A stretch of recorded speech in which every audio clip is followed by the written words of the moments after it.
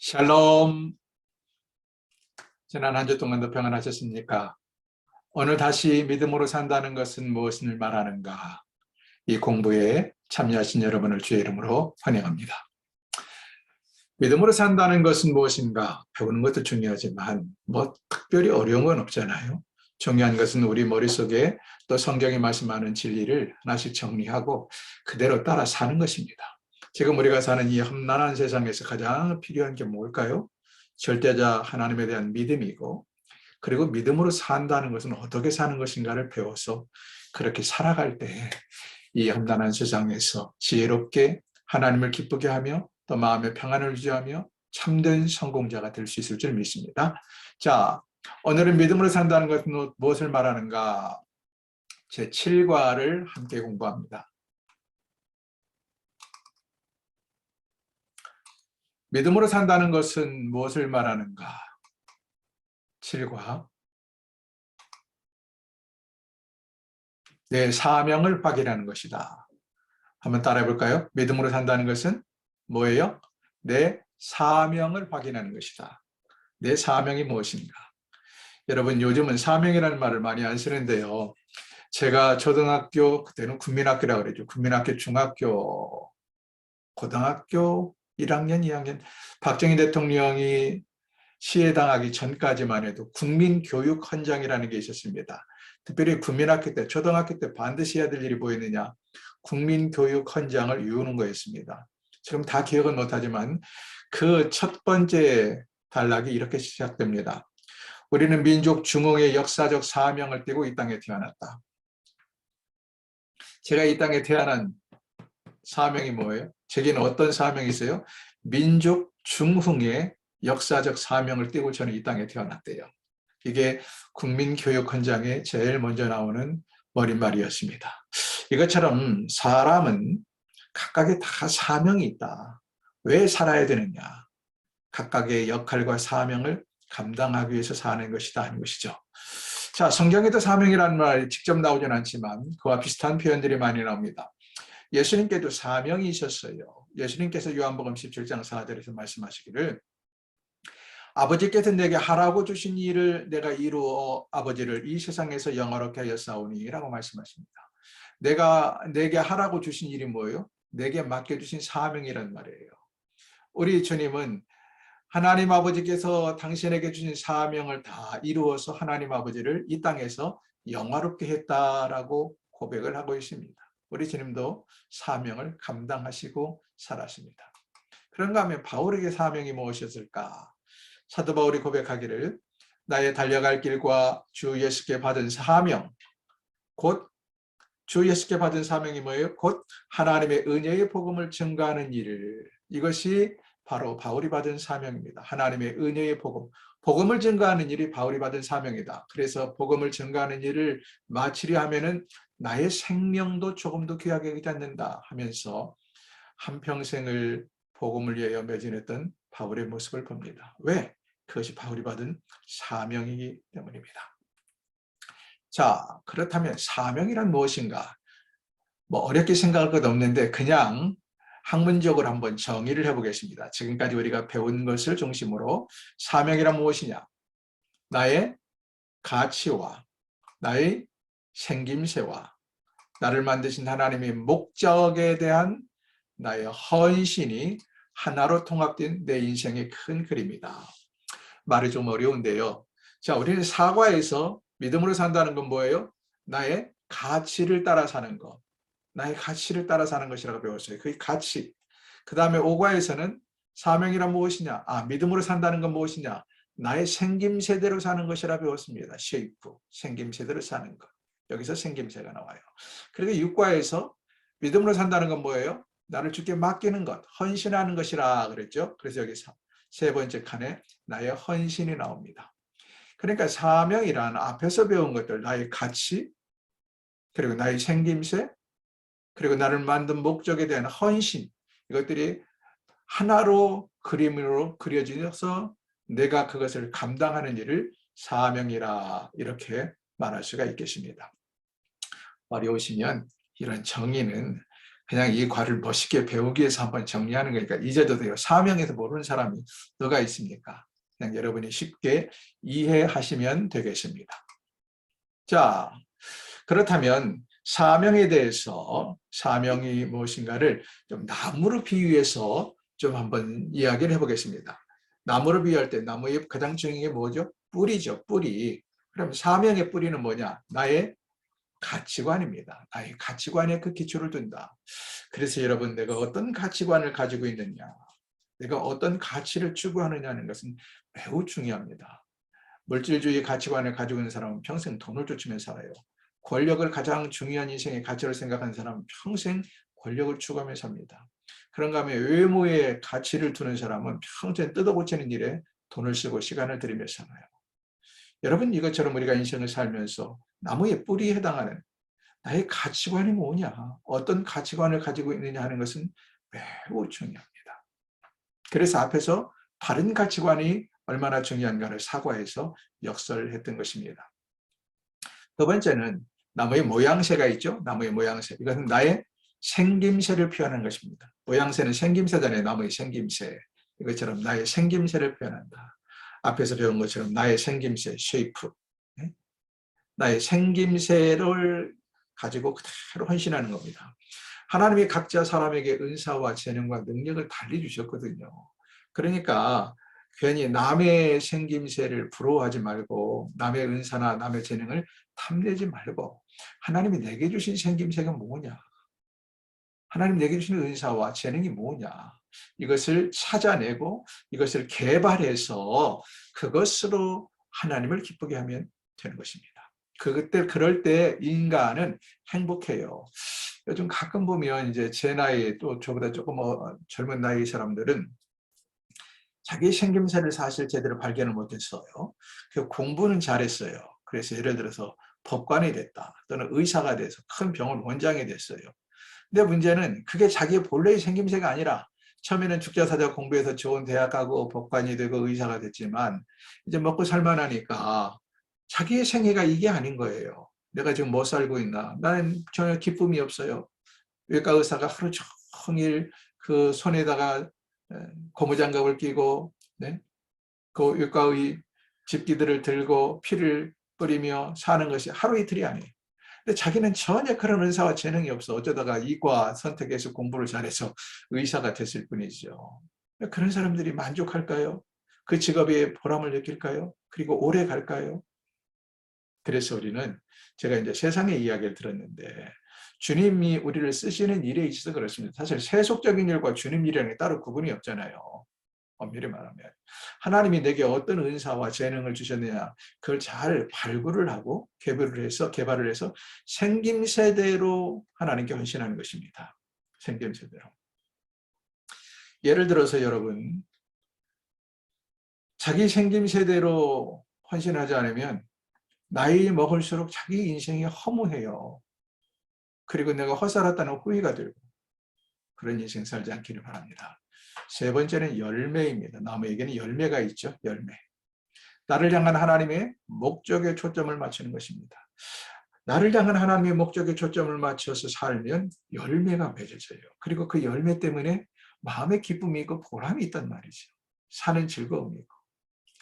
예를 들어서 농부가 힘들어서 감나무를 심었어요. 감나무를 심은 이유는 뭘까요? 감을 얻기 위해서죠. 그런데 이 감나무에서 밤이 열렸다. 그럼 되겠습니까? 그럼 목적이 다르잖아요. 밤을 얻기 위해서라면 밤나무를 심었을 텐데 감나무를 심었지 않습니까? 여러분 이것처럼 우리는 이웃과 사이를 위해서 하나님께서 내게 이 은사와 재능을 가지고 너는 잘 섬기라고 주셨는데 그걸 가지고 다른 일을 하면 되겠어요? 예를 들어서 하나님 내게 기가 막힌 머리를 주셨어요. 그 머리를 가지고 좋은 일을 위해서 사회를 위해 헌신해야지. 그걸로 컴퓨터 해킹 프로그램이나 만들어내고 네? 또 요즘 무슨 뭐 사이버 테러나 하고 이런데 그 좋은 머리를 쓰면 되겠느냐고요. 하나님께서 내게 좋은 손기술을 주셨어요. 그럼 이 손기술을 가지고 좋은 과학 제품을 만들고 좋은 물건을 만들고 그래서 세상에 좀 기여해야지. 그걸로 좀 금고 따는 열쇠나 만들고 네? 정교한 선을 가지고 이상한 일에 쓰면 되겠느냐고요. 나를 향한 하나님의 목적, 도대체 왜 내게 돈 버는 기술을 주셨는가? 또는 공부를 잘하는 인사를 주셨는가? 또는 좋은 체력을 주셨는가? 또는 말을 잘하게 하셨는가? 또는 음식 솜씨를 좋게 하셨는가? 그 목적에 초점을 맞춰서 살면 풍성한 열매를 맺게 된다. 네 번째, 기능입니다. 기능. 나의 역할을 분명히 보여준다. 나의 역할을. 그러므로 여러분, 내 역할과 남의 역할을 혼동하지 마세요. 언제나 남의 떡이 커 보인다는 말이 있어요. 괜히 나는 내가 수고하는 것이 빛을 보지 못하는 것 같고, 괜히 더 많은 수고를 하는 것 같고, 별로 가치가 없어 보이고, 여러 가지 그런 측면에서 자기 일에 대해서 만족하지 못하는 사람들이 있습니다. 남의 역할, 남의 떡, 남의 은사를 자꾸 탐내는 사람들이 있어요. 고린도전서 3장 6절을 사도 바울이 뭐라고 말씀하신 줄 아십니까? 나는 복음을 심었고, 그리고 아볼로는 복음에 물을 주었다. 그 역할이 다르다는 거예요. 사도 바울은 고린도 교회에 가서든 또는 에베소 교회에 가서든 뭘 했습니까? 교회를 세웠어요. 복음을 뿌렸어요. 열심히 전도했어요. 바울이 없는 동안에 에베소 교회에 아볼로가 왔었잖아요. 아볼로는 연설도 잘하고 또 나름대로 다른 특징이 있었어요. 그래서 아볼로가 물을 주었다라고 말합니다. 나의 역할을 분명히 보여줄 때 나는 다른 사람을 괜히 시기하거나 헐뜯지 않냐고 내가 한 일에 대해서도 나는 긍지와 자부심을 갖게 됩니다. 다섯 번째, 가치. 어디서 가치를 찾을 것이냐? 나의 성공이 무엇인지를 정의해 준다. 나무가 뿌리를 잘 내려서 아름답게 자라고 그리고 그것이 열매를 풍성하게 맺으면 그 나무는 가치가 있는 겁니다. 그 나무는 성공한 거예요. 그것처럼 나에게 성공이 무엇인지 정리해 주는 것은 바로 가치입니다. 가치. 성공이란 소정의 목표를 이루어 가는 것입니다. 자, 그렇다면 크게 두 번째로 어떻게 나의 사명을 발견하는가? 에베소서 5장 17절은 이렇게 말씀하시죠. 함께 읽어볼까요? 그러므로 어리석은 자가 되지 말고 오직 주의 뜻이 무엇인가 이해하라. 나의 사명을 어떻게 발견하느냐? 어리석게 자기 마음대로 판단하지 말고 주의 뜻이 무엇인가 분별하고 이해하는 것으로부터 시작이 되어야 됩니다. 나의 사명을 발견하기 위한 질문을 제가 몇 가지를 드리겠습니다. 네 가지 질문에 대한 하나님의 답변, 질문과 답변 형식으로 내가 하나님께 질문하는 거예요. 그럼 하나님께서 이에 대한 답변 형식으로 한번 나의 사명을 발견하는 것에 대해서 도움을 얻고자 합니다. 첫 번째는 무엇을 내 인생의 중심으로 삼을 것이냐. 무엇을 내 인생의 중심으로 삼을 것이냐. 여러분 생각해 보십시오. 우리가 살아가면서 도대체 산다는 게 무엇인지, 무엇을 내 인심의 중심으로 삼을 것인가? 무엇입니까? 하나님이 뭐라고 대답하실까요? 하나님이 내 인생의 중심에 들게 하라. 왜요? 우리 하나님이 우리 인생의 주인이세요. 창조자요, 주관자요, 내 인생의 주인이란 말이에요. 하나님으로 내 인생의 중심이 되게 해야 되는데, 근데 사단은 우리에게 뭐라고 꼬드길까요? 사단은 너 자신이 내 인생의 주인이 되어라. 내 인생의 중심이 되어라. 이것이 사단의 유혹입니다. 실제로 거의 대부분의 사람이 인생의 중심을 무엇으로 하나요? 자기 자신이 인생의 중심이 됩니다. 그냥 오로지 나를 위해서 무엇을 먹을 것인가? 나를 위해서 무엇을 마실 것인가? 나를 위해서 어떻게 멋있게 보일 것인가? 모든 게 나야, 나. 그러나 하나님은 네가 아니라 나 여호와 하나님을 너의 인생의 주인으로 삼고 중심으로 삼아라. 마태복음 22장 37절 성경 보시고 함께 읽어볼까요? 예수께서 가라사대 내 마음을 다하고 목숨을 다하고 힘을 다하여 주 너의 하나님을 사랑하셨으니 이것이 크고 첫째 되는 계명이라. 우리가 제일 먼저 마음을 다하고 목숨을 다하고 뜻을 다하여 사랑할 거는 나 자신이 아니고 하나님이십니다. 하나님을 사랑하라. 하나님이 우리 인생의 중심이 되어야 합니다. 두 번째는 무엇을 내 인생의 특성으로 삼을 것인가? 무엇을 내 인생의 특성으로 삼을 것인가? 하나님의 대답은 뭘까요? 나 예수 그리스도를 닮아가라 하는 것입니다. 우리는 그래서 예수 믿는 사람들을 가리켜서 그리스도의 제자라고 말하죠. 여러분, 제자란 뭡니까? 제자는 스승을 닮아가는 걸 제자라고 그래요. 스승을 닮아가는 거. 그래서 예능이나 체육 하시는 분들 보세요. 스승이 스승을 따라서 하지 아니하면 어떻게 혼납니다. 그 외에 다른 방법도 있을 수 있지만 적어도 내가 어느 무슨 일 창을 하시는 분을, 남도 창을 하는 분을 내가 스승으로 모셨다. 그러면 나는 적어도 그분을 스승으로 모시고 있는 한 그분의 창법을 따라야 되고 그분의 발성을 따라야 되고 그분의 모션을 따라야 되는 겁니다. 그렇지 않으면 그 선생님한테 혼나요. 당연하게. 마찬가지입니다. 여러분, 우리가 예수 그리스도의 제자라면, 하나님의 아들이고 예수 그리스도의 제자라면 우리는 예수 그리스도를 닮아가야 합니다. 그래서 성경 로마서 8장 29절은 뭐라고 말씀하세요? 하나님이 미리 하신 자들로 또한 그의 아들의 형상을 본받게 하기 위하여 미리 정하셨으니 말합니다. 그 아들의 형상, 예수 그리스도의 형상을 본받게 하기 위하여 우리를 선택하시고 정하셨다라고 말씀하십니다. 그럼에도 불구하고 사단은 우리에게 어떻게 유혹을 할까요? 예수 그리스도를 닮지 말고 세상을 닮아가라. 세상을 닮아가라. 이렇게 끊임없이 우리를 유혹하고 많은 사람들로 하여금 그렇게 우리를 겁박하도록 만듭니다. 그래서 예수 믿는 사람들이 예수를 믿으면서도 예수 그리스도를 닮아가기보다는 세상을 닮아가기가 너무 쉬워요. 한 걸음만 나가면 넘실대는 게 세속이고 세상이기 때문에. 그래서 주일날 교회 오면 말씀 조금 듣고 예배 드릴 때 조금 그런가 보다 하다가 다시 세상으로 노출되면 모든 빛을 다 잊어버려요. 잃어버려요. 그리고 세상을 또 따라갑니다. 여러분, 내 인생의 특성을 무엇으로 삼을 것인가? 나가 아니고 세상이 아니고 뭐예요? 예수 그리스도를 닮아가는 것이다.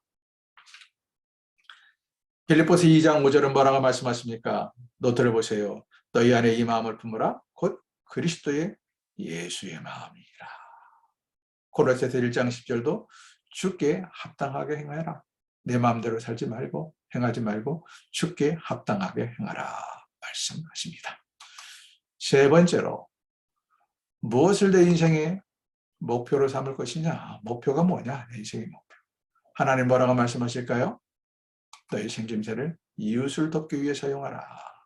이웃을 돕기 위해 사용하라. 그러나 안타깝게도 사단은 뭐라고 말할까요? 사단은 우리에게 내 인생의 목표는 뭐예요? 내 생김새대로 내 인생을 즐기기 위해 사용해라. 이웃을 위해 사용하지 말고 너 자신을 위해서 사용하라고 말합니다. 그래서 자신의 은사, 재능, 자신의 능력 이것들을 대부분 사람들이 뭐 한댔습니까? 나 자신을 위해서, 나 자신을 즐기기 위해서, 나 자신의 인생을 위해서 돈도 벌고 성공도 하고 명예도 취합니다. 그러나 우리 하나님이 우리에게 갖는 기대는 나를 내 모양으로 지금 만드신 것은 하나님의 영광을 위한 것인데 하나님의 뜻대로 살도록 하기 위함입니다. 하나님의 뜻은 바로 나 아닌 이웃을 위해 살도록 하는 것입니다. 그래서 성경 보세요. 베드로전서 4장 10절 함께 시작. 각각 은사를 받은 대로 하나님의 각양 은혜를 맡은 선한 성지기 같이 어떻게 해요? 서로 봉사하라. 서로 섬기며 봉사하라. 여러분 우리 인생 중에 단 며칠이라도 나 아닌 남을 위해서 살아본 적이 있습니까? 내가 좀 손해를 보더라도 이웃을 위해서 양보하고 희생해 본 적이 있습니까? 그런 날이 많아지면 많아질수록 우리 하나님이 기뻐하십니다. 그것이 나를 오늘의 나로 여러분이 어떤 모습이든 어떤 능력을 가졌든 어떤 재능을 가졌든 오늘의 나로 만드신 이유이기도 합니다. 마지막 네 번째, 무엇을 내 인생의 관심으로 삼을 것이냐? 무엇을 내 인생의 관심으로? 하나님의 뜻은 뭘까요? 다른 사람들에게 예수 그리스도에 대해서 이야기하라. 복음을 전하라는 것입니다. 복음을 모르는 사람이 가장 인생에서 불행한 사람입니다. 왜? 이 세상에도 똑같이 외모도 똑같고 겉모습은 똑같을지 모르지만 세상엔 두 부류의 인생이 있잖아요. 하나는 천국으로 갈 인생, 하나는 지옥으로 갈 인생. 그러니까 복음을 알지 못하고 복음을 믿지 않는 사람은 아무리 그 사람이 이 세상에서 떵떵거리며 살고 잘생기고 부족함이 없이 보여도 인생 100년 산 다음에는 지옥행 열차를 타게 되어 있다. 그러므로 어떤 사람이 가장 불행하고 불쌍하냐? 예수를 그리스도를 믿지 않는 사람이 가장 불행하고 불쌍한 사람입니다. 그런 사람들에게 예수 그리스도에 대해서 이야기를 하라, 전하라 하는 것이죠. 마태복음 8장 28장 18절 함께 볼까요?